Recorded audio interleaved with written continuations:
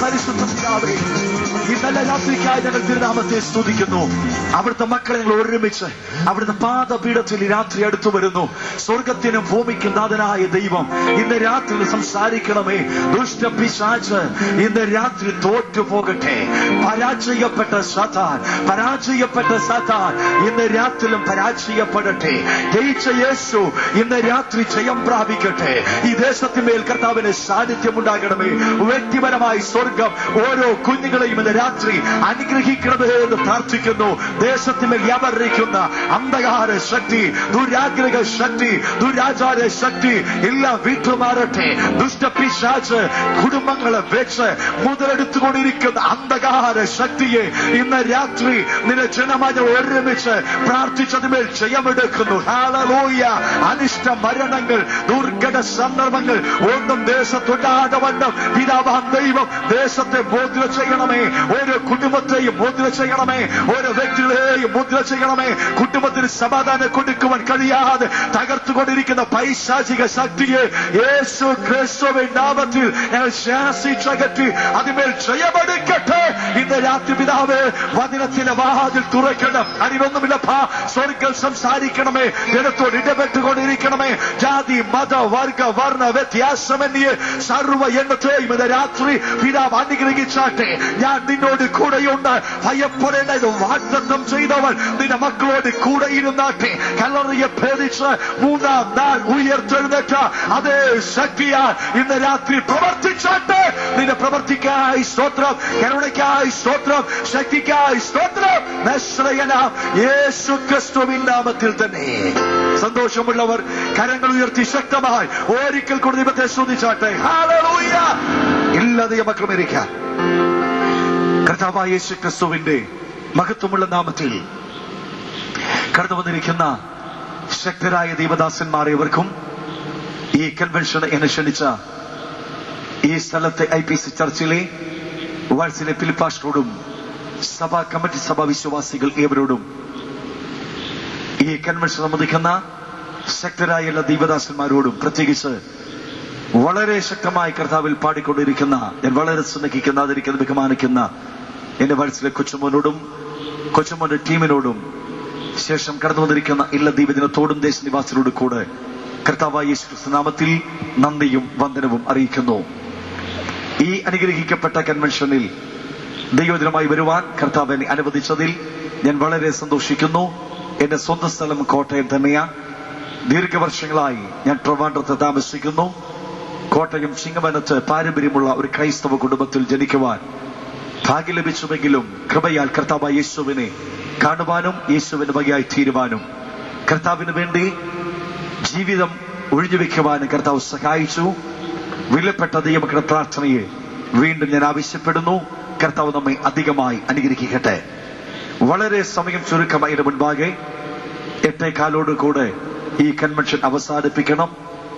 അതിന് അകത്ത് എങ്ങനെ ഞാൻ പ്രസംഗിക്കുവാൻ തുടങ്ങിയാലും എടുക്കുന്ന വിഷയം തീർക്കുവാൻ ബുദ്ധിമുട്ടാ.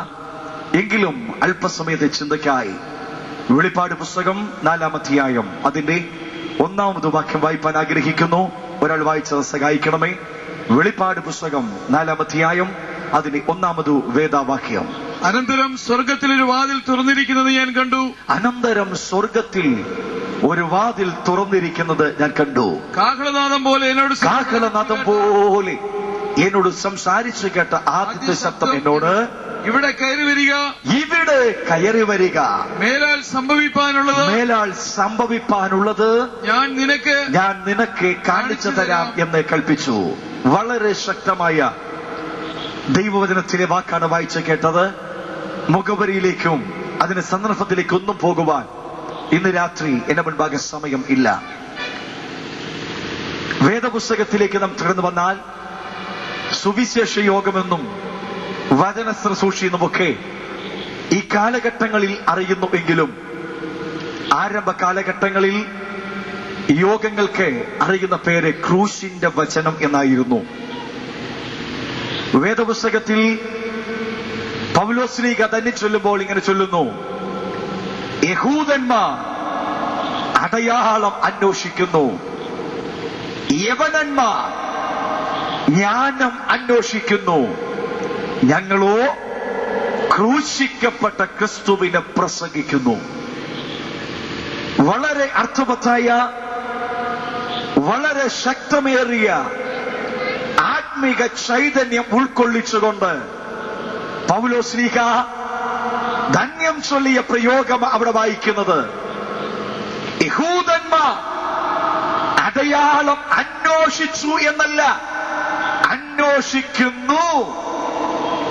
യവനന്മാർ ജ്ഞാനം അന്വേഷിച്ചു എന്നല്ല, അന്വേഷിക്കുന്നു. വർത്തമാനകാലമാ. എന്നാൽ ഞങ്ങളോ ക്രൂശിക്കപ്പെട്ട യേശുവിനെ പ്രസംഗിക്കുന്നു. Praise the Lord. ഇത് ഭൂതകാലമാ. യഹൂദന്മാർ അടയാളം അന്വേഷിച്ച്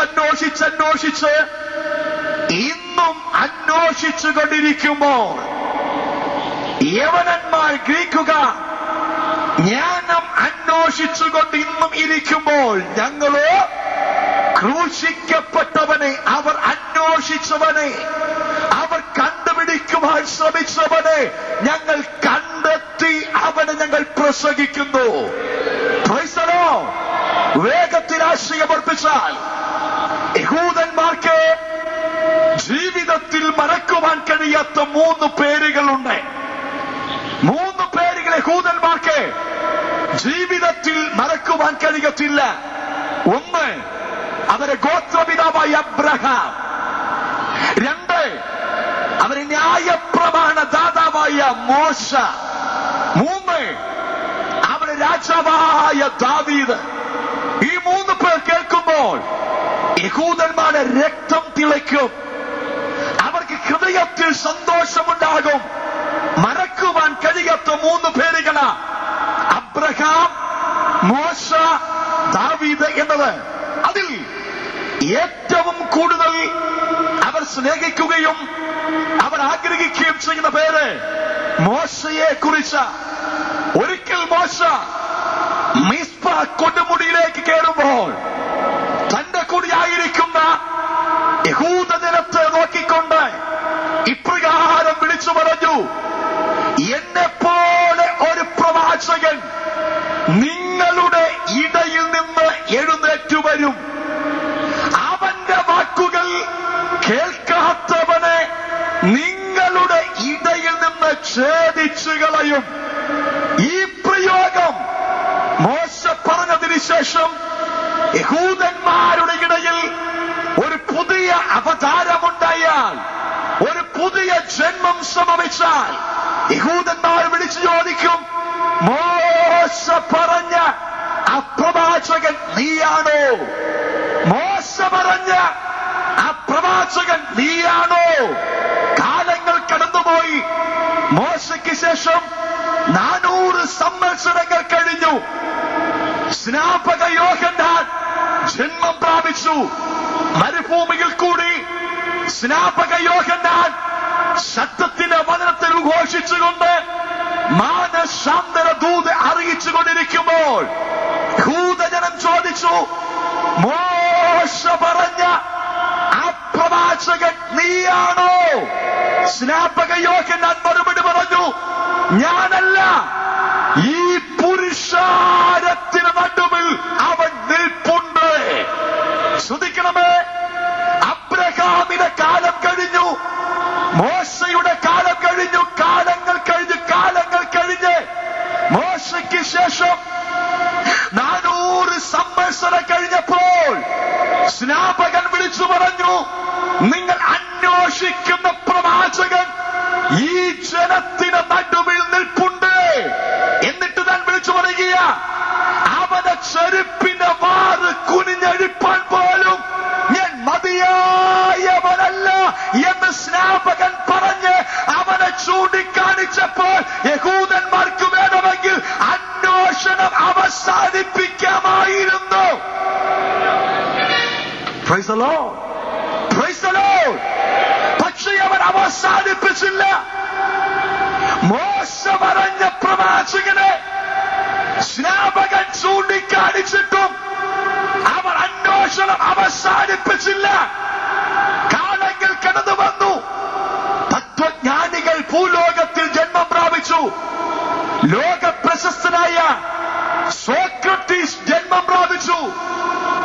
ശേഷം സോക്രട്ടീസ് തെരുവിലേക്ക് ഇറങ്ങി നടന്നു വരുന്ന വഴിയാത്രക്കാരൻ ചോദിച്ചു, അല്ലയോ സ്നേഹിത, നീ എവിടെ നിന്ന് വരുന്നു? അവൻ മറുപടി പറഞ്ഞു, വീട്ടിൽ നിന്ന്. വീണ്ടും ചോദിച്ചു, നീ എവിടേക്ക് പോകുന്നു? അവൻ മറുപടി പറഞ്ഞു, മാർക്കറ്റിലേക്ക്.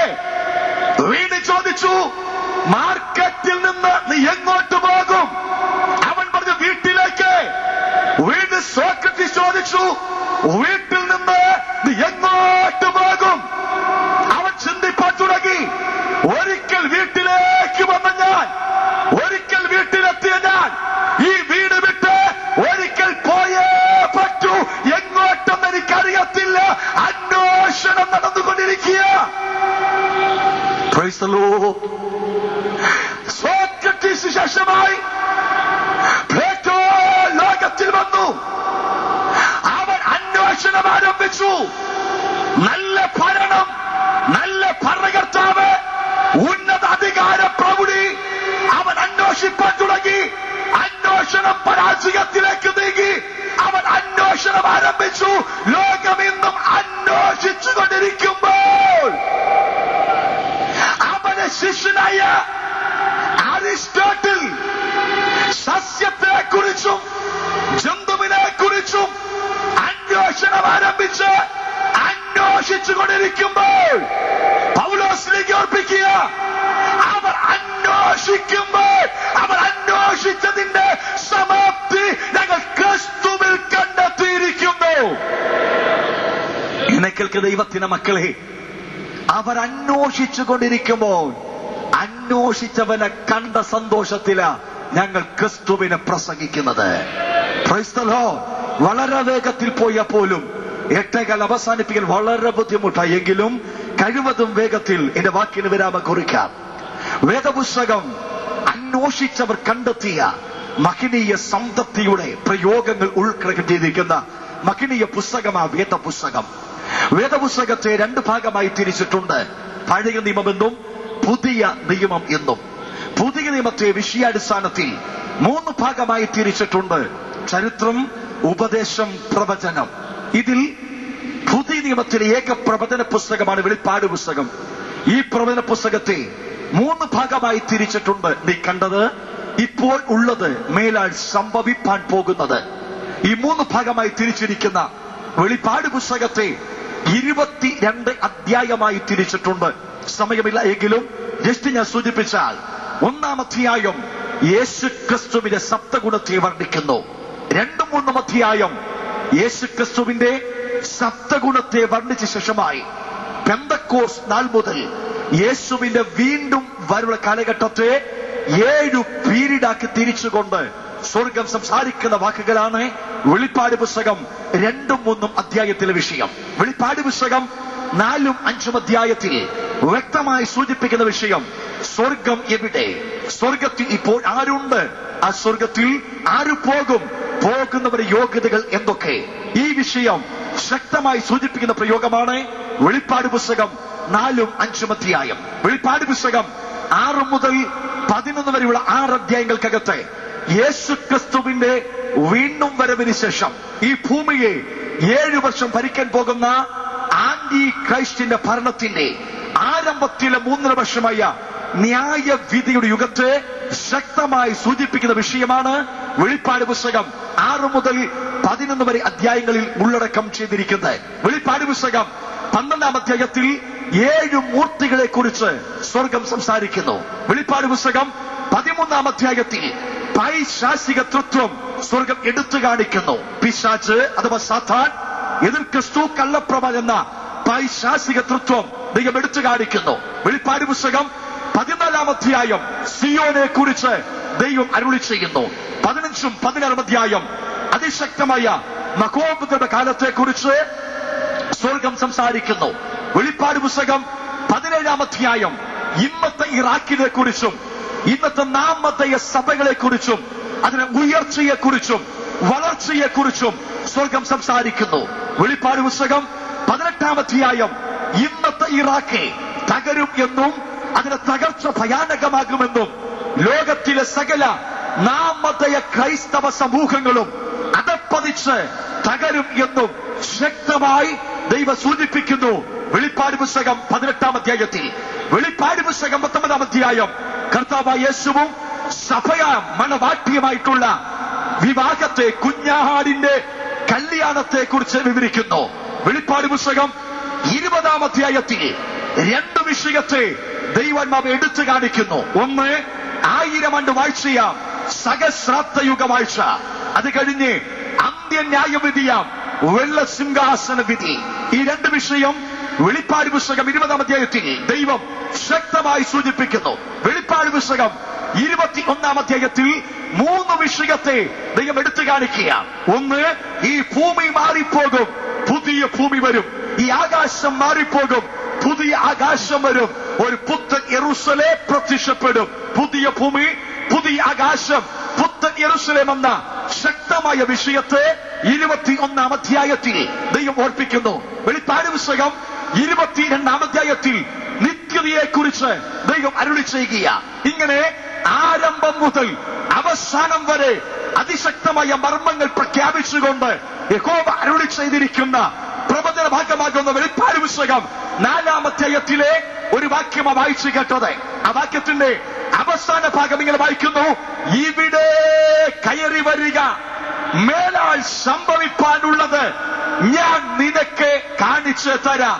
ശ്രദ്ധിക്കണമേ, വേദപുസ്തകം ത്രികാല പ്രവചനത്തിന്റെ ഗ്രന്ഥമാണ്. വേദപുസ്തകത്തെ ആരംഭം മുതൽ അവസാനം വരെ പഠിച്ചാൽ വേദപുസ്തകം ത്രികാല പ്രവചന പുസ്തകമാണ്. കഴിഞ്ഞകാല സംഭവങ്ങൾ വേദപുസ്തകത്തിൽ ചേർത്തിട്ടുണ്ട്, ഇക്കാല സംഭവങ്ങൾ വേദപുസ്തകത്തിൽ ചേർത്തിട്ടുണ്ട്, വരുംകാല സംഭവങ്ങൾ മുൻകൂട്ടി വേദപുസ്തകത്തിൽ ചേർത്തിട്ടുണ്ട്. ബൈബിൾ ത്രികാല പ്രവചന പുസ്തകമാണ്. ഈ പ്രവചന പുസ്തകമായ വേദപുസ്തകത്തിൽ ഇപ്രകാരം സ്വർഗം ഓർപ്പിക്കുന്നു: ഇവിടെ കയറി വരിക, മേലാൽ ചിലതൊക്കെ സംഭവിപ്പാൻ പോകുന്നു, അത് ഞാൻ നിനക്ക് കാണിച്ചു തരാം. ശ്രദ്ധിക്കണമേ, ഈ ലോകത്തിനെ, മനുഷ്യനെ, ലോകജനത്തിനെ, ലോകത്തിലായിരിക്കുന്ന അവസ്ഥകൾക്ക് എന്തൊക്കെയോ ചിലത് സംഭവിപ്പാൻ പോകുന്നു എന്ന് ഒരു മുന്നറിയിപ്പ് വേദം തരുന്നു. ന്യായമായി ചിന്തിച്ചു നോക്കിക്കേ, ഈ കാലഘട്ടങ്ങളിൽ ജീവിക്കുന്ന സകല മനുഷ്യനും ഒന്ന് ശക്തമായി ചിന്തിച്ചാൽ മനസ്സിലാക്കാൻ കഴിയും, എന്തോ ചിലത് ഇവിടെ സംഭവിപ്പാൻ പോകുന്നു. ന്യായമല്ലേ? കഴിഞ്ഞ നൂറ്റാണ്ടിൽ കണ്ടിട്ടില്ലാത്തത്, കേട്ടിട്ടില്ലാത്തത്, അറിഞ്ഞിട്ടില്ലാത്തത് ഈ നൂറ്റാണ്ടിൽ നാം കണ്ടുകൊണ്ടിരിക്കുന്നു. കഴിഞ്ഞ കാലഘട്ടങ്ങളിൽ കേട്ടുകേൾവോലുമില്ലാത്ത സംഭവങ്ങൾ ഈ കാലഘട്ടങ്ങളിൽ കൺമുൻപാകെ കാണുന്നു. നിങ്ങൾ പഠിച്ചിട്ടുണ്ട്, നിങ്ങൾ കേട്ടിട്ടുണ്ട്. ഒറ്റത്തടിമരമായ തെങ്ങിനെ കുറിച്ച്. ഒറ്റത്തടിമരമായ തെങ്ങിൽ ഈ കാലഘട്ടങ്ങളിൽ ശിഖരങ്ങൾ മുളയ്ക്കുന്നു.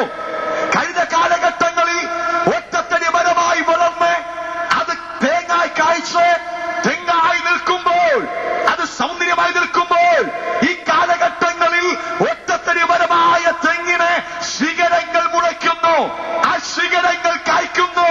കണ്ടോ വ്യത്യാസം പ്രകൃതിയിൽ സംഭവിക്കുന്നു. ഒറ്റ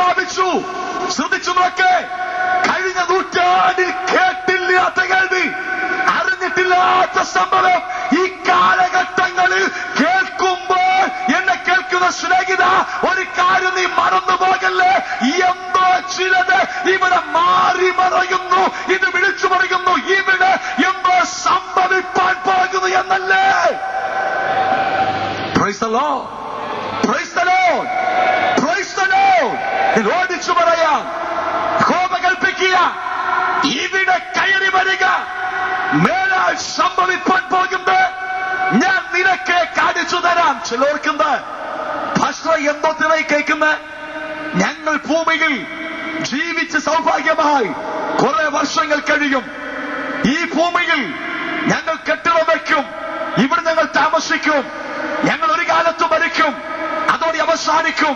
ഇത് ചിന്തിക്കുന്ന സ്നേഹിത, ഉറക്കെ ഞാൻ വിളിച്ചു പറയട്ടെ, നീ പാർക്കുവാൻ കൊതിക്കുന്ന സെന്റിന് 1, 2, 3 ലക്ഷം രൂപ കൊടുത്ത് വാങ്ങിച്ച് ലക്ഷങ്ങൾ മുടക്കി വീട് വെച്ച് നീ പാർക്കുന്ന ഭൂമിക്ക് അധികം ആയുസ് ഇനി ഇല്ല.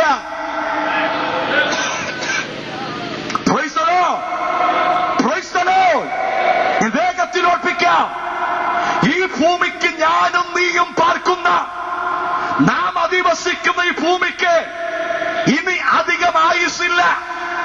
വേദപുസ്തകം മാറ്റിവെച്ച് നിങ്ങൾ ചരിത്രമെടുത്ത് പഠിച്ചു നോക്ക്. ഭൂമി എന്നാൽ എന്ത്?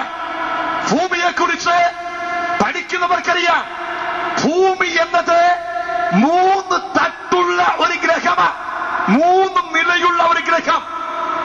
ഈ 3 നിലയുള്ള ഗ്രഹത്തെ കുറിച്ച് ആദ്യമായി ശരിക്കും പ്രവചിച്ചത് ഭൂമിയെ സൃഷ്ടിച്ച ദൈവത്തിന്റെ തിരുവെഴുത്തില. ഈ ഭൂമിയിൽ 1-2 ഭാഗങ്ങളിൽ ഭീകരമായി ഭൂചലനം നേരിട്ടപ്പോൾ, പ്രത്യേകിച്ച് ഗുജറാത്ത് ഭൂമി കുലുങ്ങിയപ്പോൾ ആയിരങ്ങൾ വിളിച്ചു പറഞ്ഞു, ഭൂമിക്ക് ഈ അനർത്ഥം നേരിട്ടത് ഭൂമിയെ ചുമക്കുന്ന ഭൂമിദേവൻ ഒരു തോളത്തൊന്നും മറുതോളിലേക്ക് ഭൂമി മാറി വെച്ചപ്പോൾ ഉണ്ടായ കുലുക്കമാണെന്ന്. എന്നിട്ട് വീണ്ടും പറഞ്ഞത് 460 വർഷം കഴിയാതെ ഇതുപോലൊരു കുലുക്കം ഇനി ഉണ്ടാകത്തില്ലെന്ന്. പക്ഷേ 1 വർഷം കഴിഞ്ഞപ്പോൾ വീണ്ടും ഭൂമി കുലുങ്ങി. എന്താ ഇതിന്റെ അർത്ഥം? ഭൂമിയെ ആരും ചുമക്കുന്നില്ല, ഭൂമി ആരും തോളത്തിരിക്കുന്നില്ല, ഭൂമി ആരും വഹിക്കുന്നില്ല. പിന്നെ ഭൂമി എവിടെയാ? പഠിക്കുന്ന കുഞ്ഞിനറിയാം, ആകാശഗംഗ ഗാലക്സിയിലെ ഏറ്റവും ചെറിയ നക്ഷത്രമാണ് സൂര്യൻ. Praise the Lord. Praise the Lord. ആകാശഗംഗ ഗാലക്സി എന്ന് പറഞ്ഞാൽ 1 കോടി നക്ഷത്രക്കൂട്ടമാണ് ഒരു ഗാലക്സി. അതിൽ ഏറ്റവും ചെറിയ നക്ഷത്രമാണ് സൂര്യൻ. സൂര്യന്റെ വലിപ്പം ഭൂമിയുടെ 100 ഇരട്ടി വലിപ്പമാണ്. ഭൂമിയേക്കാൾ 100 ഇരട്ടി വലിപ്പമുള്ള സൂര്യനിൽ 90 കോടി 30,000 മൈൽ ചുറ്റളവിൽ ആകർഷണം കിടക്കിയ 90 കോടി 30,000 മൈൽ ചുറ്റളവിൽ കിടക്കുന്ന ആകർഷണ വലയത്തിനകത്ത് കാലങ്ങൾക്കകത്ത് 9 ഗ്രഹങ്ങൾ കയറിക്കൂടി. അതിൽ ഒരു ഗ്രഹമാ ഞാനും നീയും വസിക്കുന്ന ഭൂമി. ശ്രദ്ധിക്കണേ, ഭൂമി നിൽക്കുന്നത് സൂര്യന്റെ ആകർഷണത്താല. 90 കോടി 30,000 മൈൽ ആകർഷണ വലയത്തിനകത്ത് വട്ടം കറങ്ങി നിൽക്കുന്ന ഭൂമി തകരാതെ നിൽക്കുന്നത് സൂര്യന്റെ ആകർഷണം കൊണ്ട്. ഇനി ശ്രദ്ധിക്കണമേ, സൂര്യന്റെ ആകർഷണത്തിൽ സൂര്യനെ വരം വയ്ക്കുന്ന ഭൂമിയെ കുറിച്ച് പഠിക്കുന്ന വിദ്യാർത്ഥിക്കറിയാം. എങ്ങനെയാ വായിക്കുന്നത്? പഠിക്കുന്ന കുഞ്ഞു വിളിച്ചുറയും, 1 സെക്കൻഡ് പോലും വിശ്രമിക്കാതെ ഭൂമി ഓടിക്കൊണ്ടിരിക്കുക.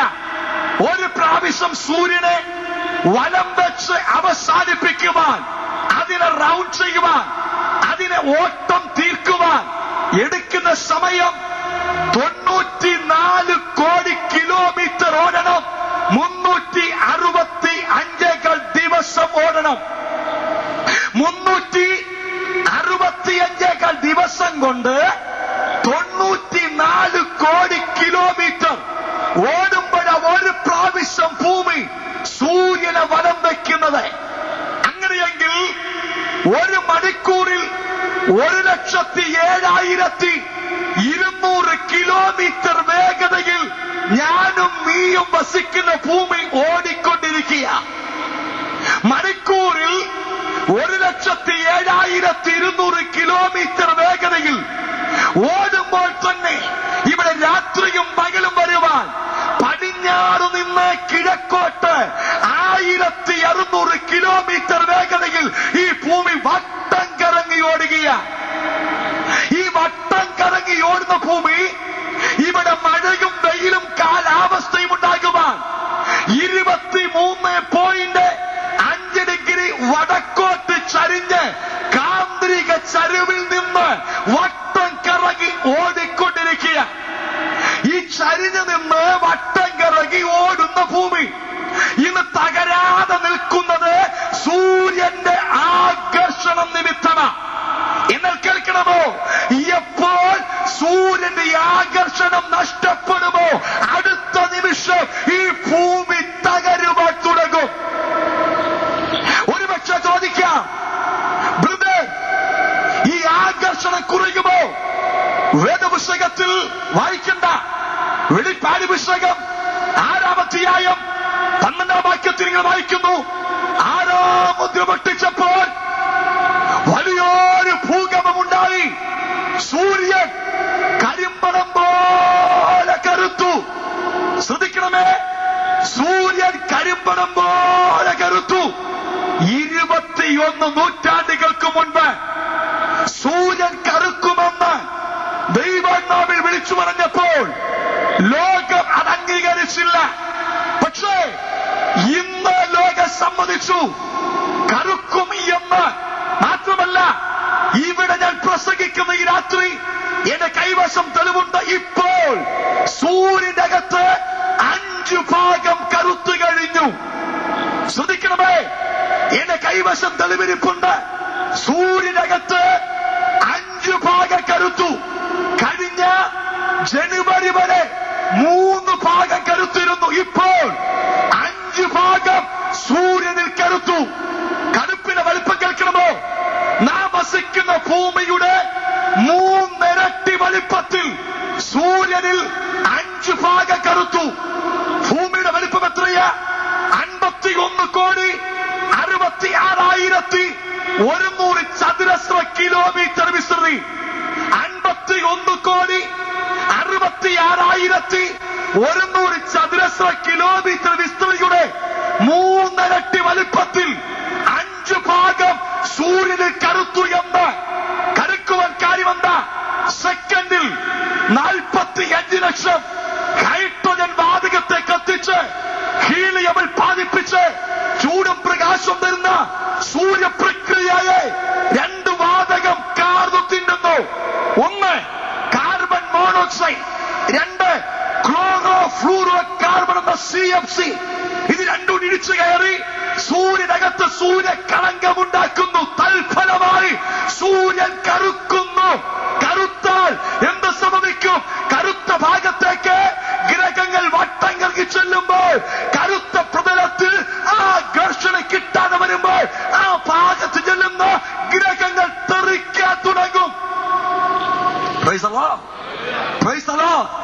പട്ടം പറത്തുന്ന കുട്ടിയുടെ കൈവരലും പട്ടവും തമ്മിൽ ബന്ധിപ്പിക്കുന്ന നൂൽ പൊട്ടിക്കഴിഞ്ഞാൽ പട്ടം അന്തരീക്ഷത്തിൽ അമ്മാനമാടും പോലെ, നിയന്ത്രണം വിട്ട് ചഞ്ചാടും പോലെ ആകർഷണം നഷ്ടപ്പെട്ട സ്ഥാനത്ത് എത്തുന്ന ഭൂമി തെറിക്കാൻ തുടങ്ങും.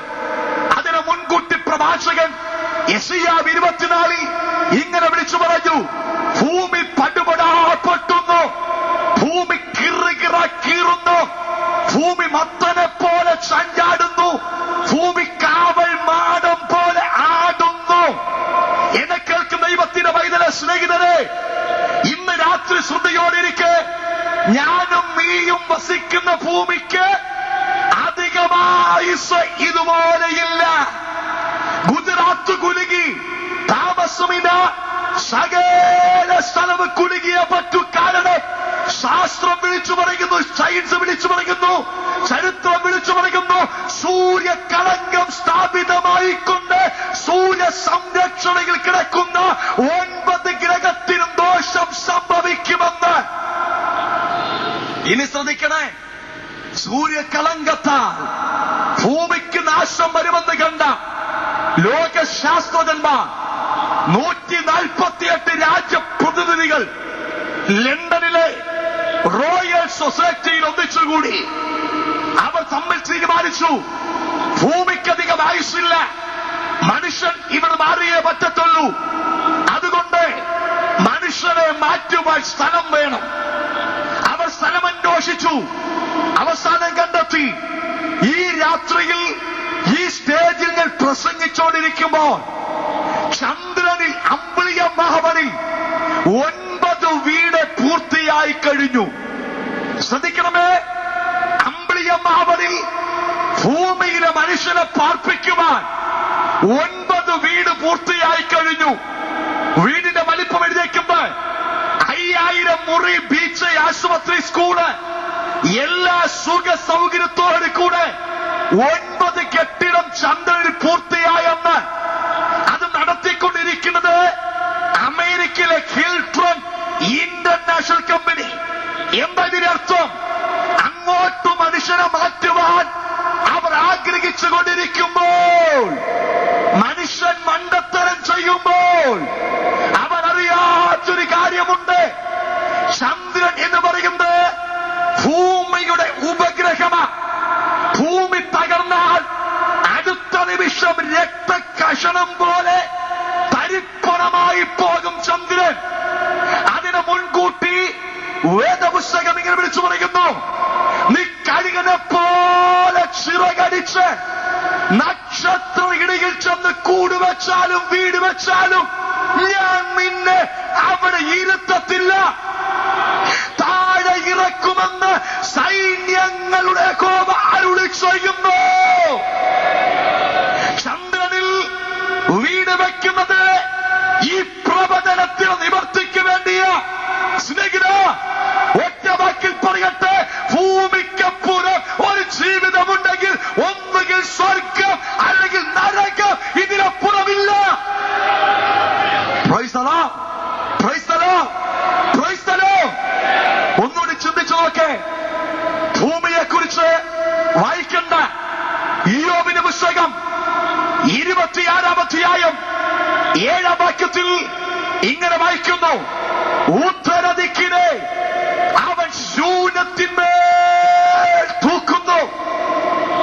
28-ാം അധ്യായം 5-ാമത് വാക്യത്തിൽ ഇങ്ങനെ വായിക്കുന്നു, ഭൂമിയിൽ നിന്ന് മനുഷ്യൻ ആകാരമുണ്ടാക്കുന്നു, അതിന്റെ അതോ ഭാഗം തീ കൊണ്ടെന്ന പോലെ മറിയുന്നു. ശ്രദ്ധിക്കണമേ, ഇയ്യോബ് പറയുക, ഭൂമിയുടെ ഉപരിതലത്തിൽ മനുഷ്യൻ ആകാരമുണ്ടാക്കുന്നു, അതേ ഭൂമിയുടെ അടിവശത്തെ തീ കൊണ്ടെന്ന പോലെ മറിയുന്നു. അത് ശാസ്ത്രം അംഗീകരിച്ചില്ല. 1982 ശാസ്ത്രം സമ്മതിച്ചു ഭൂമിയുടെ അടിയിൽ തീയുണ്ടെന്ന്. പഠിക്കുന്ന കുഞ്ഞുങ്ങൾക്കറിയാം, ഭൂമിക്ക് 3 തട്ട: ഭൂവൽക്കം, മാന്യൻ, ഭൂകേന്ദ്രം. ഇതിൽ ഭൂവൽക്കം എന്ന് പറഞ്ഞാൽ ഈ തറയിൽ താഴോട്ട് കുഴിച്ച 60 കിലോമീറ്റർ കനമുള്ള ഭാഗമാണ് ഭൂവൽക്കം. അവിടെ മനുഷ്യൻ പാർക്കുന്നു, വീട് വയ്ക്കുന്നു, റോഡ് വെട്ടുന്നു, കിണർ കുഴിക്കുന്നു, റബ്ബർ നടുന്നു, തെങ്ങിടുന്നു, കപ്പടുന്നു, വാടുന്നു. ഇതൊക്കെ ചെയ്യുന്നത് ഈ ഭൂവൽക്കത്തില. ഈ ഭൂവൽക്കമായ 60 കിലോമീറ്റർക്ക് താഴോട്ട് ചെന്നാൽ 2900 കിലോമീറ്റർ കനമുള്ള മാൻഡിൻ എന്ന ഭാഗം. അത് കഴിഞ്ഞ് താഴോട്ട് വീണ്ടും ഇറങ്ങിയാൽ ഏകദേശം 4600 പരം കിലോമീറ്റർ കനമുള്ള ഭാഗമാണ് ഭൂകേന്ദ്രം. ഭൂകേന്ദ്രത്തിനും മാൻഡിനുമിടയിൽ ഒരു ചെറിയ പ്രതലമുണ്ട്. അതിന്റെ പേര് ലിതോസ്ഫിയർ. ലിതോസ്ഫിയറിൽ 5000 ഡിഗ്രി ചൂടിൽ ഭൂമി തിളച്ചു മറിഞ്ഞുകൊണ്ടിരിക്കുക. അതിന് അടുത്തറിയ ഭൂകേന്ദ്രം. ഭൂകേന്ദ്രത്തിൽ 2 സാധനമുണ്ട്, ഒന്ന് നിക്കൽ, 2 ഇരുമ്പ്.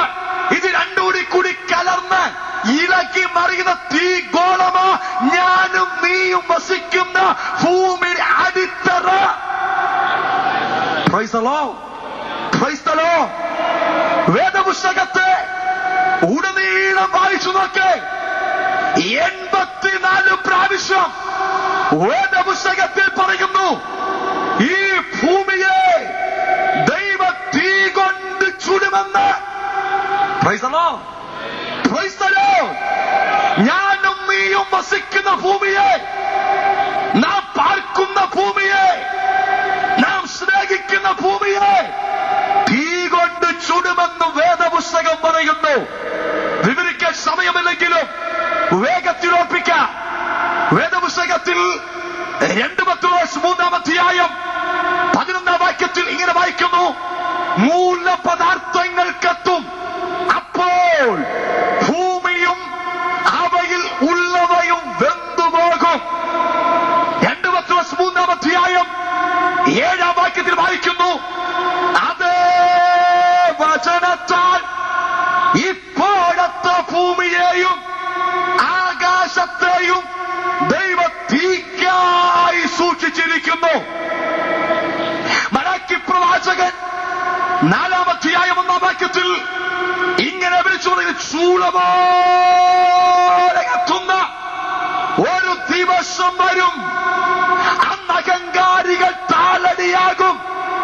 വരുവാനുള്ള ആ ദിവസം വേര് കൊമ്പും ശേഷിപ്പിക്കാതെ അവരെ ദഹിപ്പിച്ചു കളയും. Praise the Lord. Praise the Lord. നമ്മൾ ഓർക്കുന്ന ഭൂമിയിൽ നിത്യകാലം ജീവിക്കാമെന്നോ, ഭൂമിയെ ചുടുമെന്ന് സ്വർഗം പറയുന്നു. ഓടിച്ചങ്ങ് പറഞ്ഞാൽ അക്ഷരാഭ്യാസമില്ലാത്ത പത്രോസ്, എഴുതുവാനും വായിപ്പാനും പത്രോസ് എന്താ പറയുന്നെന്ന് ശരിക്കും അറിയാൻ പോലും കഴിവില്ലാത്ത പത്രോസ്, മീൻ പിടിച്ചുകൊണ്ട് നടന്നവനെ കർത്താവായ യേശുവിന്റെ കൃപയിൽ കൊണ്ടുവന്ന് അവനെ കൊണ്ട് ദൈവം പറയിപ്പിച്ച വാക്ക, മൂലപദാർത്ഥം കത്തും, അപ്പോൾ ഭൂമിയും അവയിൽ ഉള്ളവയും വെന്തുപോകും. ഈ മൂലപദാർത്ഥം എന്താന്ന് ചോദിച്ചാൽ പത്രോസിന് അറിയില്ല, അവൻ എഴുതുവാൻ പോലും അറിയില്ല. പക്ഷെ ദൈവാത്മാവിൽ വന്നപ്പോൾ പറഞ്ഞവൻ പത്രോസ് ആണെങ്കിലും പറയിപ്പിച്ചവൻ ദൈവമാ. ദൈവത്തിന്റെ വാക്കിന് മാറ്റം വരത്തില്ല. പത്രോസ് ചോദിച്ച, പത്രോസ് എന്താ പത്രോസ് മൂലപദാർത്ഥം? അവൻ പറയും, എനിക്കറിയില്ല. നീ പിന്നെ എന്താ പറഞ്ഞത്? അവൻ പറയും, എന്നോട് ദൈവം പറയാൻ പറഞ്ഞു, ഞാനങ്ങ് പറഞ്ഞു. പറഞ്ഞവനായ പത്രോസിനോട് ചോദിച്ചാൽ അറിയത്തില്ലെങ്കിൽ നമുക്ക് ദൈവത്തോട് ചോദിക്കാം, ദൈവമേ എന്താ മൂലപദാർത്ഥം? മൂലപദാർത്ഥം എന്നതിന്റെ ഇംഗ്ലീഷ് വാക്ക് എലമെന്റ്, അതിന് സയൻസ് വാക്ക് കെമിസ്ട്രി വാക്ക് ആറ്റം. ആ വാക്കിൽ പറഞ്ഞാൽ ആറ്റം വിഘടിക്കുമ്പോൾ ഭൂമി കത്തുമെന്ന് ഒരു മുക്കുവനായ പത്രോസിൽ കൂടി സർവശക്തനായ ദൈവം അരുളി ചെയ്യിച്ചു. ശ്രദ്ധിക്കണമേ, എന്നത് ആറ്റം. കുഞ്ഞുങ്ങൾക്കറിയാം, ഒരു പദാർത്ഥത്തിന്റെ ഏറ്റവും ചെറിയ കണികയാണ് ആറ്റം. ഉദാഹരണം, ഏത്തപ്പഴം 2 മുറിച്ചു, 2 പീസ്. അത് വീണ്ടും ഇരട്ടിപ്പിച്ചു 4, വീണ്ടും ഇരട്ടിപ്പിച്ചു 8, വീണ്ടും ഇരട്ടിപ്പിച്ചു 16, വീണ്ടും ഇരട്ടിപ്പിച്ചു 32, വീണ്ടും ഇരട്ടിപ്പിച്ചു 64, ഇരട്ടിപ്പിച്ച് അതിനെ പിന്നെ ഒന്നും ചെയ്യാൻ കഴിയാത്ത സ്പോട്ടായി. മനുഷ്യ കണ്ടുകൊണ്ടോ മനുഷ്യ ചിന്ത കൊണ്ടോ കാണുവാൻ കഴിയാത്ത ചെറുപ്പവസ്ഥയിൽ, ഏറ്റവും ശൂന്യമായ അവസ്ഥയിൽ എത്തപ്പെടുന്ന പ്രക്രിയയ്ക്ക് കെമിസ്ട്രിയിൽ പ്രവേര ഒരു പദാർത്ഥത്തിന്റെ ഏറ്റവും ചെറിയ കണിക, അതാണ് ആറ്റം. സയൻസ് പറയുന്നു അതിനെ വീണ്ടും വിഘടിപ്പിക്കാൻ കഴിയത്തില്ല. പക്ഷേ മുക്കുവനായ പത്രോസിൽ കൂടി ദൈവം വിളിച്ചു പറഞ്ഞു, ആ ചെറിയ കണികയായ ആറ്റം വിഘടിക്കും, അപ്പോൾ ഭൂമി കത്തും എന്ന്. Praise the Lord. Praise the Lord. Praise the Lord.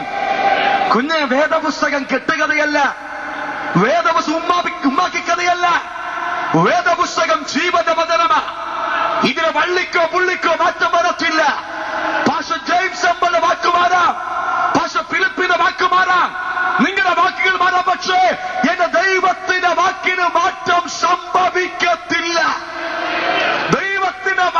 അത് വള്ളിപുള്ളി മാറത്തില്ല. വചനം പറയുന്നു, ആറ്റം വിഘടിക്കും, അത് ഭൂമിയെ കത്തിക്കുമെന്ന്. ലോകം വിളിച്ചു പറഞ്ഞു, മണ്ടത്തരം മണ്ടത്തരം.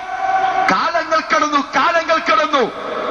ലോക ശാസ്ത്രജ്ഞന്മാരിൽ അഗ്രഗണ്യനായ ഒരു ശാസ്ത്രജ്ഞൻ നിശ്ചയിച്ചു, വേദപുസ്തകം പഠിക്കണം, വേദപുസ്തകത്തെ ഒന്ന് പരീക്ഷിക്കണം, അതിനെക്കുറിച്ച് എഴുതി ഡോക്ടറേറ്റ് എടുക്കണം. അങ്ങനെ ക്രൈസ്തവ കുടുംബത്തിൽ ജനിച്ച് നിരീശ്വരനായ, എന്ന് പറഞ്ഞാൽ ക്രിസ്തീയ കുടുംബത്തിൽ ജനിച്ച് യേശു ദൈവം അല്ലെന്ന് വാദിക്കുന്ന നിരീശ്വരനായി ജീവിച്ച എൻറിക്കോ ഫെർമി എന്ന ഇറ്റാലിയൻ ശാസ്ത്രജ്ഞൻ അമേരിക്കയിലെ ചിക്കാഗോ യൂണിവേഴ്സിറ്റിയിൽ വേദപുസ്തകം പരീക്ഷണാർത്ഥം പഠിക്കാൻ തുടങ്ങി. 1937 താൻ പഠനം ആരംഭിച്ചു. 1938 ജനുവരി മാസം 10-ാം തീയതി ഞാൻ വായിപ്പിച്ച ഈ വാക്യം, മൂലപദാർത്ഥം കത്തും എന്ന വാക്യം താൻ വായിക്കുവാൻ തുടങ്ങി. വായിച്ചപ്പോൾ താൻ പൊട്ടിച്ചിരിച്ചു. ചിക്കാഗോയിലെ ഏകദേശം 60 പേർ അടക്കം ചെയ്തിരിക്കുന്ന ഭയാനകമായ ലാബിന്റെ അകത്ത് 60 ശാസ്ത്രജ്ഞന്മാരെ നിലത്ത് നിർത്തിക്കൊണ്ട് ഗവേഷണം ചെയ്യുമ്പോൾ എൻറിക്കോ ഫെർമി പൊട്ടിച്ചിരിച്ച് വിളിച്ചു പറഞ്ഞു, വേദപുസ്തകം മണ്ടപുസ്തകം. അതിൽ പറയുന്നു ആറ്റം വിഘടിക്കും എന്ന്. കാരണം ശാസ്ത്രം പറയുന്നു ആറ്റം വിഘടിക്കത്തില്ല. അവൻ ബൈബിൾ അടച്ചു വെച്ചു, പരീക്ഷണം അവസാനിപ്പിച്ചു, തന്റെ റൂമിലേക്ക് പോയി, തലമേൽ കൈവച്ചിട്ട് കിടക്കിയിലേക്ക് മറിഞ്ഞു. പെട്ടെന്ന് തന്റെ സ്ഥിരോ മണ്ഡലത്തിനെവിടെയോ ഒരു ചിന്ത കുതിച്ചു. ചുമ്മാതിരുന്ന പോരാ, ആറ്റം വിഘടിക്കും എന്ന് ബൈബിൾ പറയുന്നു, ശാസ്ത്രം പറഞ്ഞില്ല എന്ന് ഇത് കണ്ടുപിടിച്ചേ പറ്റൂ. അങ്ങനെ നിരീശ്വരവാദിയായ എൻറിക്കോ ഫെർമി 1938 ജനുവരി 10 മുതൽ ആരംഭം കുറിച്ച് ഗവേഷണത്തിന്, ആ ഗവേഷണപരമായി നീണ്ട 3 വർഷം എൻറിക്കോ ഫെർമി ബൈബിൾ വാക്കുവെച്ച് ഗവേഷണം നടത്തി. ഗവേഷണപരമായി 1942 ഡിസംബർ മാസം 2-ാം തീയതി ഇന്ത്യൻ സമയം ഉച്ചയ്ക്ക് 12:30 ആയപ്പോൾ എൻറിക്കോ ഫെർമി എന്ന നിരീശ്വരവാദിയായ ഇറ്റാലിയൻ ശാസ്ത്രജ്ഞൻ അമേരിക്കയിലെ ചിക്കാഗോ യൂണിവേഴ്സിറ്റിക്കകത്ത് വെച്ച് ന്യൂട്രോൺ ഉപയോഗിച്ച് ആറ്റത്തെ വിഘടിപ്പിച്ചു. Praise the Lord. Praise the Lord. ആറ്റം വിഘടിക്കത്തില്ലെന്ന് 42 വരെ ശാസ്ത്രം എഴുതി, ചരിത്ര ഗ്രന്ഥം എഴുതി. പക്ഷേ 42 ഡിസംബർ 2-ാം തീയതി നിരീശ്വരവാദിയായ എൻറിക്കോ ഫെർമി ന്യൂട്രോൺ ഉപയോഗിച്ച് ആറ്റത്തെ വിഘടിപ്പിച്ചപ്പോൾ ചരിത്രം തെറ്റി, ശാസ്ത്രം തെറ്റി, സയൻസ് തെറ്റി, പക്ഷെ Bible തെറ്റിയില്ല. Praise the Lord.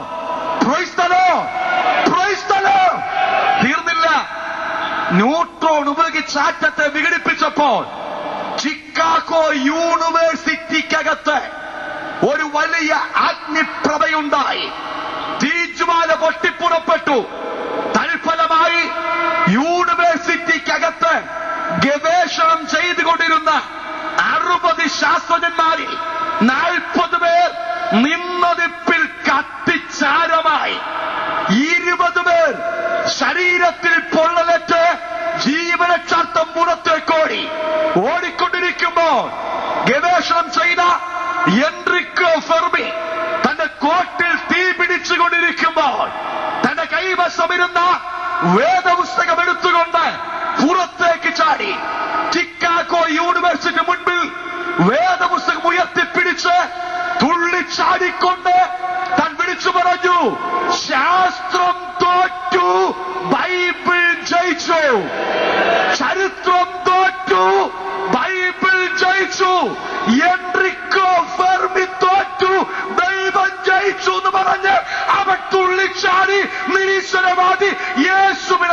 വിഘടിച്ചു. Praise the Lord. Praise the Lord. Praise the Lord. എന്നതിന്റെ അർത്ഥം ഒന്നേ ഉള്ളൂ. ന്യൂട്രോൺ വെച്ചാറ്റം വിഘടിച്ചാൽ ആറ്റം നിമിത്തം ഭൂമിയുടെ ഭാഗം കത്തിക്കാൻ കഴിയുമെന്ന് എൻറിക്കോ ഫെർമി കണ്ടുപിടിച്ചു. തീർന്നില്ല. ഈ കണ്ടുപിടി നടക്കുന്നത് 1942 1942 എന്ന് പറയുമ്പോൾ ഇവിടെ രണ്ടാം ലോകമഹായുദ്ധം നടക്കുന്ന സമയമാണ്. രണ്ടാം ലോകമഹായുദ്ധം നടക്കുമ്പോൾ ആറ്റം വിഘടിച്ചു എന്ന വാർത്ത കേട്ട് ലോകം ഞെട്ടി, ലോകശാസ്ത്രം ഞെട്ടി. പക്ഷേ ഒരുവൻ പൊട്ടിച്ചിരിച്ചവന് പേര് ഇസ്രായേൽ ശാസ്ത്രജ്ഞനായ വൈസ്മാൻ.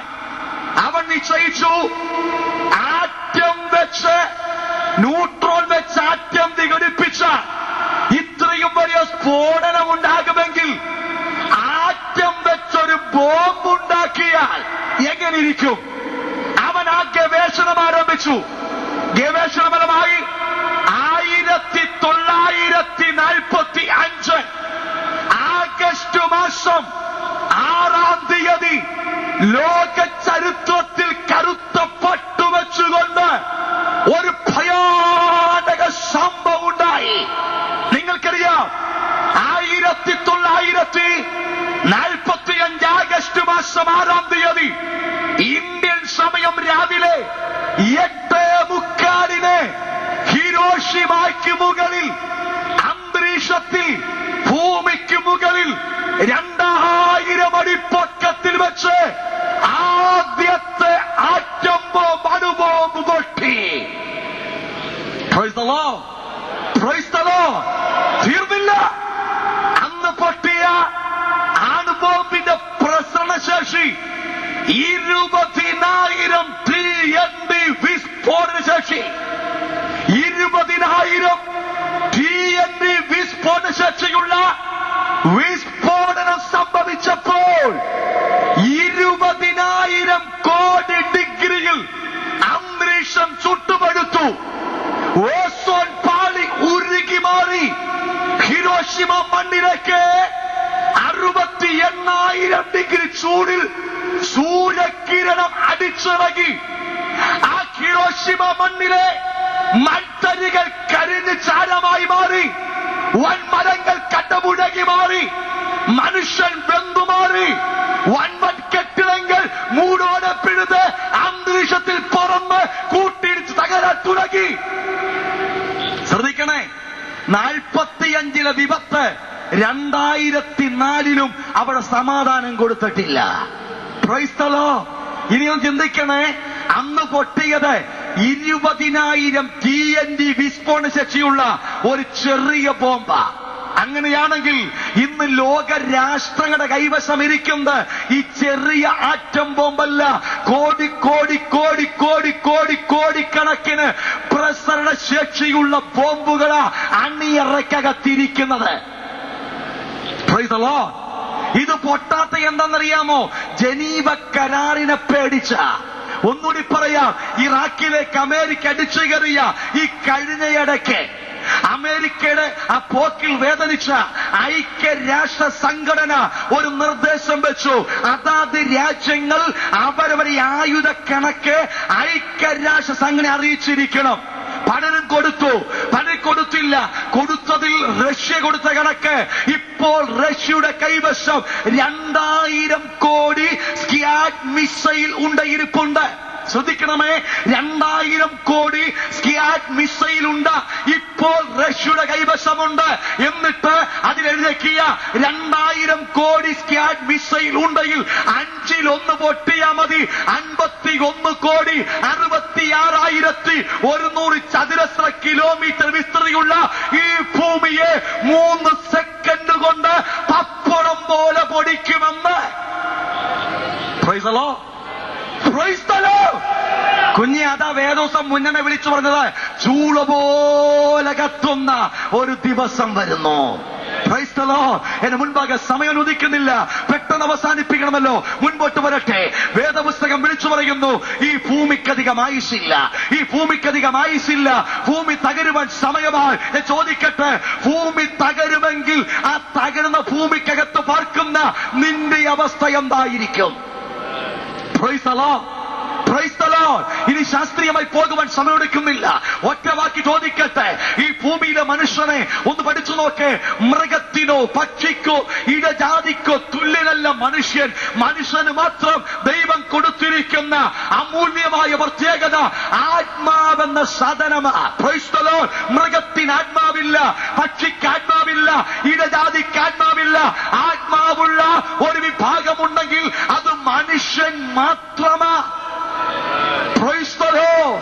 ഒന്നുകൂടി പറഞ്ഞാൽ, ദേഹവും ദേഹിയും പ്രാവിനും കാക്കയ്ക്കും കോഴിക്കുമൊക്കെയുണ്ട്, പൂച്ചയ്ക്കും പട്ടിക്കും അതുപോലത്തെ പശുവിനും അതുപോലെ ആടിനുമൊക്കെ ദേഹവും ദേഹിയുമുണ്ട്. ഈ ലോകത്തിലെ സകല ജീവജാലകൾക്കും ദേഹവും ദേഹിയുമുണ്ട്. എന്നാൽ ദേഹവും ദേഹിയും അതിന്റെ കൂടെ ആത്മാവുമുള്ളത് മനുഷ്യന് മാത്രമാണ്. Praise the Lord. Praise the Lord. പട്ടി അവസാനം കുറിക്കുമ്പോൾ പറഞ്ഞ പേര് പട്ടി ചത്തു എന്നാ. പട്ടി ചത്തു, കോഴി ചത്തു, കാക്ക ചത്തു, പാമ്പ് ചത്തു, ആട് ചത്തു, കാള ചത്തു. അതൊക്കെ ചത്തു എന്ന് പറയുമ്പോൾ മത്തായി ചത്തു എന്ന് പറയത്തില്ല, അന്നമ്മ ചത്തു എന്ന് പറയത്തില്ല, പൊന്നപ്പൻ പൊന്നമ്മ ചത്തു എന്ന് പറയത്തില്ല, ജെയിംസ് എം പോൾ ചത്തു എന്ന് പറയത്തില്ല. ജെയിംസ് എം പോൾ മരിച്ചുപോയി, പൊന്നപ്പൻ മരിച്ചുപോയി, അന്നമ്മ മരിച്ചുപോയി. ശ്രദ്ധിക്കണമേ, ഇപ്പോൾ ഹാർട്ട് അറ്റാക്ക് വന്ന് പ്രസംഗിച്ചോ നിൽക്കുന്ന ജെയിംസ് എം പോളായി ഞാന് ഇവിടെ വീണ് മരിച്ചു എന്നിരിക്കട്ടെ. ഈ മരിച്ചു വീണ് കിടക്കുമ്പോൾ ഈ സ്റ്റേജിൽ കിടക്കുന്ന എന്നെ കണ്ടുകൊണ്ട് എല്ലാവരും വിളിച്ചു പറയും, ദൈവദാസൻ മരിച്ചുപോയി. ഇനി അറിയാവുന്നവനും അറിയാത്തവരും ഓടിക്കൂടും. അവർ നോക്കുമ്പോൾ ഞാൻ ഈ സ്റ്റേജിൽ കിടപ്പുണ്ട്. അപ്പോഴും പറയുന്നത് ആ ദൈവദാസൻ മരിച്ചുപോയെന്ന്. പോയെന്ന് പറയുമ്പോഴും ഞാൻ ഇവിടെ കിടപ്പുണ്ട്. ഈ കിടക്കുന്നത് ജെയിംസ് എം പോൾ അല്ല, ജെയിംസ് എം പോളിന്റെ ശവശരീരമാ കിടക്കുന്നത്. ജെയിംസ് എം പോൾ എന്തിയെ? അവനാണ് പോയത്. Praise the Lord. Praise the Lord. ഞാൻ മരിച്ചു എന്നെ ശവടക്കാൻ പോയി. എന്നെ ശവടക്കി എഴുതിട്ട് വരുമ്പോൾ വരുന്ന വ്യക്തി ചോദിച്ചേ, എവിടെ പോയതാ? ജെയിംസ് എം പോളിനെ കുഴിച്ചിടാൻ പോയതാന്ന് ആരും പറയത്തില്ല. ജെയിംസ് പോളിന്റെ ശവാടക്കിന് പോയതാന്നേ പറയൂ. ശവാടക്കാൻ നടന്നത് ജെയിംസ് എം പോളിനെ അടക്കിയിട്ടില്ല. സ്നേഹിത, James M Paul, Mathai, Chacko, Avarachan, Annamma, Ponnamma, ഇത് നിന്റെ ആത്മാവിന്റെ പേരാ.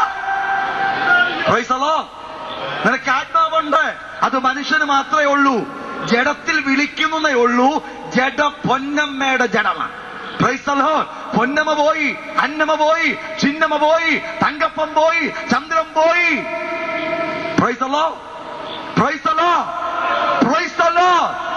ഇനി ശ്രദ്ധിക്കേണ്ടത് ഈ പോയവൻ എവിടെയാണെന്ന. സ്തോത്രം, സ്തോത്രം, സ്തോത്രം, സ്തോത്രം. വേഗം പറയാൻ പോലും സമയം അനുവദിക്കുന്നില്ല, പെട്ടെന്ന് പറയട്ടെ. ഈ പോയവൻ എവിടെ? ഉത്തരം, ഉത്തരം. പോയവൻ ഇവിടെ കറങ്ങുന്നില്ല. പോയവൻ ഇവിടെ ചുറ്റിപ്പറ്റിയിട്ടില്ല. പോയവൻ ഇതിലെ വട്ടമടിച്ച് നടക്കുന്നുമില്ല. എന്റെ വല്യപ്പച്ചൻ മരിച്ചു. എന്റെ വല്യപ്പൻ മരിച്ചപ്പോൾ ഞങ്ങൾക്ക് പ്രത്യേകമായ ആചാരമുണ്ട്. നിങ്ങൾക്കറിയാവുന്നവർക്കറിയാം. ഞാൻ ആദ്യമായിരുന്ന ആ വിഭാഗത്തിൽ മരിച്ചു കഴിഞ്ഞാൽ 40 ദിവസവും എന്റെ അപ്പൂപ്പന്റെ ഈ ആത്മാവ് വീട്ടിലും കുഴിമാടത്തിലും ബന്ധുക്കളുടെ ഭാഗത്തൊക്കെ ആയിട്ട് ഇങ്ങനെ കറങ്ങി നടക്കാൻ സാധ്യതയുണ്ട്. അത് വരാതിരിക്കാൻ ചെയ്യുന്ന പരിപാടി, വെള്ളിപ്പനെ കൊണ്ട് കുഴിച്ചിട്ട ശേഷം കുഴിച്ചിട്ട കുഴിമാടത്തിന്റെ അവിടെ ശവാടക്കിന് 3-ാം ദിവസം പള്ളിയിൽ അച്ഛനും വേണ്ടപ്പെട്ടവർ ചെന്നിട്ട് കുഴിക്കകത്തുള്ള ഈ ആത്മാവിനെ കൊടയ്ക്ക് മുകളിൽ കയറ്റിയിരുത്തി, കാലംകൊടയുടെ പുറത്ത് കയറ്റിയിരുത്തി വീട്ടിൽ കൊണ്ടുവന്ന് അപ്പച്ചൻ മരിച്ചു കിടന്ന കട്ടിലേൽ കൊണ്ടയാക്കും. ആക്കിയിട്ട് തലക്കിലും കായ്ക്കലും കട്ടിലേൽ മെഴുകുതിരി കത്തിച്ചു വെച്ച് പൊൻകുരിശോ വെള്ളിക്കുരിശോ നാട്ടി വെച്ചിട്ട് 40 കൂതാശ നടത്തും. എന്റെ അപ്പോ എനിക്ക് ഭയങ്കര ഇഷ്ടം. അത് 40 കൂദാശയുടെ പരിപാടി. ഓരോ കൂദാശ കഴിയുമ്പോഴും അപ്പൂപ്പന്റെ ഈ ആത്മാവ് ഓരോ സ്റ്റെപ്പ് കയറിക്കൊണ്ടിരിക്കുകയാണ്. 40 കൂദാശ കഴിഞ്ഞെങ്കിലേ മേളിൽ ചെല്ലത്തുള്ളൂ. അത് 20 നടത്തിയോളോ അപ്പൂപ്പൻ ഇടയ്ക്കോട് വായിപ്പോകും. അതുകൊണ്ട് എത്ര കഷ്ടപ്പെട്ടും 40 കൂദാശ നടത്തും.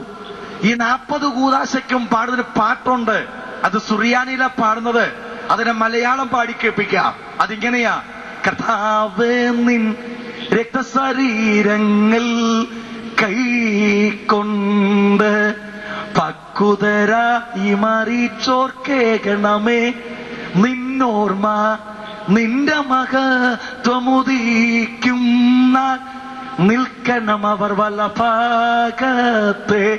ഈ പാട്ടിന്റെ അർത്ഥം, കർത്താവേ നിൻ രക്തശരീരങ്ങൾ കൈക്കൊണ്ട്. ഈ പുള്ളി ജീവിച്ചിരുന്നപ്പോൾ ശുദ്ധഹൃദയത്തോടെ ജീവിച്ച് നല്ലവനായി നടന്ന് നിന്റെ രക്തവും ശരീരവുമായ തിരുവത്താഴത്തിൽ മുടങ്ങാതെ സംബന്ധിച്ചവനാണെങ്കിൽ മാത്രം നീ ഇവനെ പൊക്കിയാ മതിയെന്നാണ്.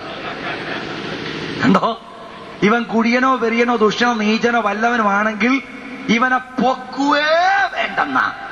ഇത് സുറിയാനി പാടുമ്പോൾ ഈണവും താളവും കേൾക്കുമ്പോൾ നമ്മൾ ഓർക്കും അപ്പൂപ്പൻ മേളിച്ചെന്ന് കാണുമെന്ന്. അച്ഛൻ പാടിയത് ഇവൻ ഗുണം പിടിക്കാത്തവനാണെങ്കിൽ മേപ്പോട്ട് കൊണ്ടോവല്ലേ എന്നാ. എന്റെ പൊന്ന് സ്നേഹിത, മരിച്ചവന്റെ ഈ ആത്മാവ് 40 ദിവസവും കറങ്ങത്തില്ല, 3 ദിവസവും കറങ്ങത്തില്ല, 2 ദിവസവും കറങ്ങത്തില്ല. മരിക്കുന്ന സമയം അവന്റെ ഈ ആത്മാവ് ഭൂമിയിൽ നിന്ന് മാറപ്പെട്ടിരിക്കും. Price the Lord. ഞാൻ ഇന്നലെ ഏഴംകുളത്ത് പ്രസംഗിച്ചപ്പോൾ ഇപ്രകാരം സൂചിപ്പിക്കേണ്ടിയായി. ഈ ലോകത്തിൽ എനിക്കാകെ പേടിയുള്ളത് രണ്ട് കാര്യത്തെയാ. സ്തോത്രം. സത്യമായി നേര് പറയാ, എനിക്ക് ഭൂമിയിലാകെ പേടിയുള്ളത് 2 സാധനത്തെയാ. 1 പട്ടി, 2 മനുഷ്യൻ. Price the Lord. പട്ടിയെ ഭയങ്കര പേടിയാ, കാരണം കടിച്ചാൽ ഇഞ്ചക്ഷൻ വേണം. മനുഷ്യനെ പേടിയാ, വെറും മനുഷ്യനെ, ജീവനുള്ള മനുഷ്യനെ. എന്തും പറയും, എന്തും ചെയ്യും, എന്തും കാണിക്കും. അതുകൊണ്ട് അവരെ പേടിയാ. മരിച്ചവർ എനിക്ക് ലവലേശം പേടിയില്ല. Price the Lord. ഞാൻ മരിച്ച ശരീരം വെട്ടി കീറിയിട്ടുണ്ട്, കീറി പഠിച്ചിട്ടുണ്ട്, നുറുക്കി നോക്കിയിട്ടുണ്ട്. കാരണം അത് ചെയ്തേ പറ്റൂ, അങ്ങനെ പഠിച്ചതാ. അതുകൊണ്ട് എനിക്ക് ഈ മരിച്ചവനെ ശരീരത്തെ പേടിയേ ഇല്ല. എന്നാൽ ഒന്നെനിക്കറിയാം, മരിച്ചവന്റെ ശരീരം എഴുന്നേറ്റ് എന്നെയൊന്നും ചെയ്യത്തില്ല. അവന്റെ ഈ ആത്മാവ് അവനെ വിട്ടുപോയി കഴിഞ്ഞു. എന്നെ കേൾക്കുന്ന സ്നേഹിത, ഈ ആത്മാവ് എങ്ങോട്ടാ പോകുന്നത്?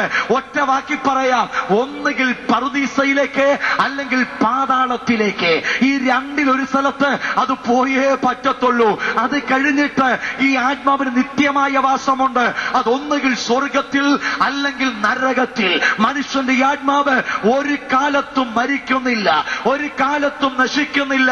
അതുകൊണ്ട് വേദപുസ്തകം പറയുന്നത് ഒരുവന്റെ ഈ ആത്മാവിന്റെ വില സർവ്വലോകത്തേക്കാൾ വിലയുള്ളത്. സ്നേഹിത, ഈ പൈസ മുടക്കി ഇത്രയും കഷ്ടപ്പാട് സഹിച്ച് മഴയെ അവഗണിച്ചുകൊണ്ട് ഈ യോഗങ്ങൾ നടത്തുവാൻ കാരണം പൈസ ഉണ്ടാക്കാൻ വേണ്ടിയിട്ടല്ല, വയറ്റി പഴപ്പിന് വേണ്ടിയിട്ടല്ല. നിന്റെ ഈ ആത്മാവ് നഷ്ടമാകാതിരിക്കുവാൻ ചില നിർദ്ദേശം തരാനാ. നിനക്ക് വേണേ സ്വീകരിച്ചാൽ മതി, വേണമെങ്കിൽ തിരസ്കരിച്ചുകളാ. ബസ്സിൽ കയറുമ്പോൾ ഒരു ബോർഡ് കാണാം. ബസ്സിന്റെ ഡ്രൈവർ സീറ്റിന്റെ പുറകിലാ മുകൾ പരപ്പിൽ ഒരു ചെറിയ ഭാഗത്ത് എഴുതി വെച്ചിട്ടുണ്ട്, കൈയും തലയും പുറത്തിടരുത്. എന്തിനാ എഴുതി വെച്ചേക്കുന്നത്? ഞാൻ ബസ്സിൽ കയറി ചങ്ങനാശ്ശേരിയിൽ നിന്ന് അല്ലെങ്കിൽ കോട്ടയത്ത് നിന്ന് ട്രിവാൻഡ്രത്തേക്ക് പോകുവാൻ ഞാൻ ബസ്സിൽ കയറിയപ്പോൾ എഴുതി വെച്ചേക്കുക, കൈയും തലയും പുറത്തിടരുത്. ഞാൻ നിശ്ചയിച്ചു, ഇട്ടാൽ എന്തു പറ്റും എന്ന് വിചാരിച്ച് എന്റെ തലയും കൈയും പുറത്തിട്ടാൽ ഇന്നത്തെ ട്രാൻസ്പോർട്ട് വകുപ്പ് മന്ത്രിക്ക് ഒന്നും പറ്റത്തില്ല, ഡ്രൈവർക്കും ഒന്നും പറ്റത്തില്ല, കണ്ടക്ടർക്കും ഒന്നും പറ്റത്തില്ല, എന്റെ അടുത്തിരിക്കുന്ന വ്യക്തിക്കുമൊന്നും പറ്റത്തില്ല. കൈയും തലയും പുറത്തിടുന്ന എന്റെ കൈയും തലയും പോകും. Price the Lord. ഇത് പോകാതിരിക്കാൻ ഒരു മുന്നറിയിപ്പ് എഴുതി വെച്ചേക്കുക, കൈയും തലയും പോകാതിരിക്കണോ, പുറത്തിടരുത്. അതുപോലെ ഇന്ന് രാത്രി നിനക്ക് വേണമെങ്കിൽ സ്വീകരിച്ചാൽ മതി, വേണ്ടെങ്കിൽ തിരസ്കരിക്കാം. വേദപുസ്തകം വിളിച്ചു പറയുന്നു, മറ്റൊരുത്തരിലും രക്ഷയില്ല, രക്ഷയ്ക്കേക വഴി ഞങ്ങൾ പ്രസംഗിക്കുന്ന യേശു ക്രിസ്തു മാത്രമാ. Praise the Lord. മാനവ കുലത്തിന്റെ പാപത്തിന്റെ പരിഹാരത്തിനായി മനുഷ്യാവതാരമെടുത്ത് ഭൂമിയിൽ അവതരിച്ച കർത്താവ് യേശു ക്രിസ്തുവിനെ നിന്റെ ദൈവവും കർത്താവായി ഹൃദയം കൊണ്ട് വിശ്വസിച്ചു വാഗൊണ്ട് ഏറ്റുപറഞ്ഞ് ജീവിതം കൊണ്ട് വെളിപ്പെടുത്തി മുൻപോട്ട് പോകുന്ന കുഞ്ഞ്, പിതാവിന്റെയും പുത്രന്റെയും പരിശുദ്ധ റൂഹായുടെ നാമത്തിൽ വിശ്വസിച്ച് മുങ്ങി സ്നാനമേറ്റ് വേർപാടും വിശുദ്ധിയും പ്രാപിച്ച് വ്യവസ്ഥയിൽ ആരാധിച്ച് സത്യത്തിൽ ജീവിക്കുന്ന തന്റെ മക്കൾ ഭൂമി പോയാലും ഭൂമി തകർന്നാലും തകരാത്ത നിത്യ സ്വർഗത്തിൽ നിത്യകാലം വസിപ്പാൻ കഴിയും. ആ നിത്യരാജ്യത്തിൽ പ്രവേശിക്കുവാൻ നീ പൈസ മുടക്കണ്ട, നീ പണം മുടക്കണ്ട, നീ തീർത്ഥാടനം ചെയ്യണ്ട, നീ കട്ടകൾ ചുമക്കണ്ട, നീ അങ്ങോട്ടും ഇങ്ങോട്ടും ഉരുളണ്ട, അതും ഇത് ചെയ്യണ്ട. നീ ആകെ ചെയ്യേണ്ടത് ആയിരിക്കുന്ന സ്ഥാനത്ത് നിന്നുകൊണ്ട് പിതാവേ കർത്താവേ ഞാൻ പാപിയ, എന്റെ പാപത്തിനായി അങ്ങ് മരിച്ചുവെന്ന് ഞാൻ വിശ്വസിക്കുന്നു. ഇന്നു മുതൽ നിന്റെ കുഞ്ഞായി ഞാൻ ജീവിക്കുമെന്ന് ഉറപ്പു തരുന്നു എന്ന് വിശ്വാസത്തെ പറയുമ്പോ നീ അവന്റെ മക്കളാകും. എല്ലാവരും എഴുന്നേൽക്കാം, എല്ലാവരും എഴുന്നേൽക്കാം. ഇവിടെ കയ്യിൽ വരുവേ. മേലാൽ സംഭവിപ്പാനുള്ളത് ഞാൻ നിനക്ക് കാണിച്ചു തരാം. ഒരു വാക്ക് മാത്രം ഞാൻ പറഞ്ഞോളൂ. ഈ ഭൂമിക്ക് മേലാൽ സംഭവിപ്പാൻ പോകുന്നത്, ഈ ഭൂമി തകരും. ഈ ഭൂമിക്കപ്പുറം മനുഷ്യ ജീവൻ ഒന്നുകിൽ സ്വർഗത്തിൽ അല്ലെങ്കിൽ നരകത്തിൽ. നരകത്തെക്കുറിച്ച് വേദപുസ്തകം ഇങ്ങനെ പറയുന്നു, അവിടെ ചാകാത്ത പുഴുവും കെടാത്ത തീയുമാ. ഹൈന്ദവ വേദമാകുന്ന ശക്തമായ വേദത്തിൽ പറയുന്നു, ആ സ്ഥാനത്ത് പശുരോമ സഹസ്രം നീ തീക്കകത്ത് കിടക്കേണ്ടി വരും. ഒരു പശുവിന്റെ ദേഹത്തിലെ ഒരു രോമത്തിന് 1000 വർഷം വെച്ച് പശുവിന്റെ ദേഹത്ത് എത്ര രോമമുണ്ടോ അത്രയും രോമങ്ങൾക്ക് 1000 വർഷങ്ങൾ തീക്കകത്ത് കിടക്കേണ്ടി വരും.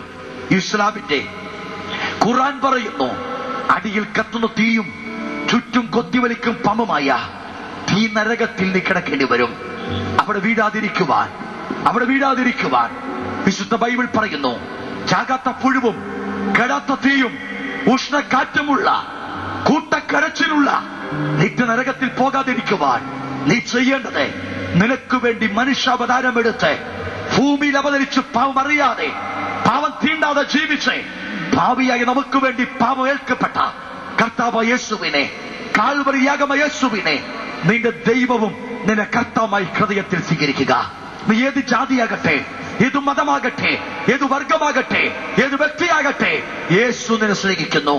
യേശുവിന് മതമില്ല, യേശു ജാതി തിരിവില്ല, അവൻ മാർഗദർശിയ. ഇന്ന് രാത്രി നിന്റെ മാർഗത്തെ ഒന്ന് മാറ്റിക്കൊടുക്ക്, യേശുവിനെ ഏൽപ്പിച്ചു കൊടുക്ക്. സ്നേഹത്തിന്റെ, സമാധാനത്തിന്റെ, സന്തോഷത്തിന്റെ നാഥനായ ദൈവത്തെ നിന്റെ ജീവിതത്തിൽ സ്വീകരിക്കേ. യേശു മാത്രം ദൈവമെന്ന് വിളിച്ചു പറ. മറ്റൊരു രക്ഷാമാർഗമില്ല കുഞ്ഞെ, മറ്റു രക്ഷാമാർഗമില്ല സ്നേഹിത. ഈ ലോകത്തിലെ ഒരു ഭാഗത്തിന് രക്ഷ കിട്ടത്തില്ല, രക്ഷ യേശുവിൽ മാത്രം. വേദവചനം പറയുന്നു, ലോകത്തിൽ ആകാശത്തിന് കീഴിൽ മനുഷ്യരുടെ ഇടയിൽ നൽകപ്പെട്ട രക്ഷയുടെ ഏകനാമം യേശു ക്രിസ്തു എന്ന നാമം മാത്രം. വിശ്വസിക്കുവാൻ കഴിയുമോ? എങ്കിൽ ഇന്ന് രാത്രി നീ ഏറ്റെടുക്കേ. എന്റെ യേശുവേ, എനിക്ക് വേണ്ടി യാഗമായ കർത്താവേ, എന്നെ ഇതാ അങ്ങേക്കായി തരുന്നു. എന്റെ പാപത്തെ ക്ഷമിക്കണമേ. ഇന്ന് രാത്രി നീ എത്ര ക്രൂരനായ വ്യക്തിയാകട്ടെ, എത്ര കോപിഷ്ഠനായ വ്യക്തിയാകട്ടെ, ഏത് നീചനായ വ്യക്തിയാകട്ടെ, ഏത് നിഷ്ഠൂരനാകട്ടെ, യേശു നിന്നെ സ്നേഹിക്കുന്നു. യേശു നിന്നെ സ്നേഹിക്കുന്നു. നിനക്ക് പ്രാർത്ഥന വിഷയമുണ്ടായിരിക്കാം, യേശുവിനെ സ്വീകരിക്കുവാൻ നീ ആഗ്രഹിക്കുന്ന വ്യക്തിയായിരിക്കാം. ഏതുമാകട്ടെ, നിന്റെ വിഷയം എന്തുമാകട്ടെ, പ്രാർത്ഥിക്കുവാൻ ആഗ്രഹിക്കണമെങ്കിൽ ഇതിന് പുറകിലായി ഇവിടെ ഓർപ്പിച്ചതുപോലെ ഒരു ചെറിയ കാർഡ് നിങ്ങൾക്ക് ലഭ്യമാകും, തീരുമാന കാർഡ്. ആ കാർഡ് വാങ്ങിച്ച് നമ്മൾ ഏത് വിഷയമാകട്ടെ, രോഗമാകട്ടെ, ദുഃഖമാകട്ടെ, കെട്ടുമാനമാകട്ടെ, വേദനയാകട്ടെ, എന്തുമാകട്ടെ, പ്രാർത്ഥിക്കുവാൻ കരുത്തുള്ള വീരന്മാരായ ദൈവമക്കൾ നിങ്ങൾക്ക് പ്രാർത്ഥിക്കും. നിങ്ങളുടെ അഡ്രസ് അതിലെഴുതുക, നിങ്ങളുടെ വിഷയം എഴുതുക. നിങ്ങൾ പ്രാർത്ഥിപ്പാൻ ദൈവമാകെ ഞങ്ങൾ താല്പര്യപ്പെടുക. ഇന്ന് രാത്രി വേദപുസ്തകം അതുപോലെ സംഭവങ്ങൾ വിളിച്ചു പറയുന്നു, യേശുവിനെ വെറുപ്പെടുത്തു. ലോകത്തിൽ നിന്ന് സംഭവിക്കാൻ പോകുന്നു. കുഞ്ഞേ, മടങ്ങുക. പാപത്തോട് വിടുവല, ദോഷത്തോട് വിടുവല. യേശുവല്ലാതെ വേറെ രക്ഷമാർഗമില്ല. ഇന്ന് രാത്രി ഭൂമി തകരട്ടെ, എന്നും തകരട്ടെ. ഞാൻ നശിക്കത്തില്ല ബോധമുള്ള എൻ യേശുവിന്റെ കൂടെ നിത്യകാലം